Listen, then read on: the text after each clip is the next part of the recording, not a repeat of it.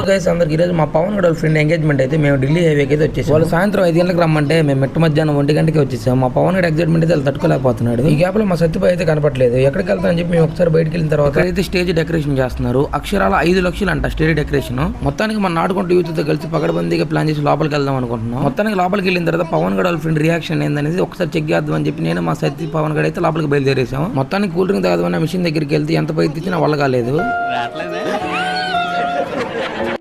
అలా బయటికి రాగానే డెకరేషన్ ఫ్లవర్స్ చూడంగా నాకు అది చాలా మంచిగా అనిపించింది. లైవ్ లో ఇదే చూడటం ఫస్ట్ టైం నేనైతే. మీలో ఎంతమంది డెకరేషన్ ఫ్లవర్స్ లైవ్ లో చూసారు ఒకసారి కామెంట్ చేయండి. అలాగే ఈ ఫ్లవర్స్ నచ్చితే ఒక్క లెక్క వేసుకోబోండి. మొత్తానికి మా నాటుకుంటూ యూత్ కి ఏం చేయాలో తెలియక పిల్లల గేమ్లు అయితే ఆడుకుంటున్నారు టైం పాస్ కోసం. సాయంత్రం అయితే 5 అవుతుంది. ఇప్పటికే డెకరేషన్ అయితే చాలా మంచిగా చేశారు. ఇక్కడ కనపడుతున్న వ్యక్తి అయితే మన వరప్రసాద్ ఫ్యాన్స్ ఎవరైనా ఉంటే ఒకసారి లైక్ చేసి సబ్స్క్రైబ్ చేసేయండి. మొత్తానికి మన గొంతేంది ఇట్లా ఉంది అనుకుంటున్నారా?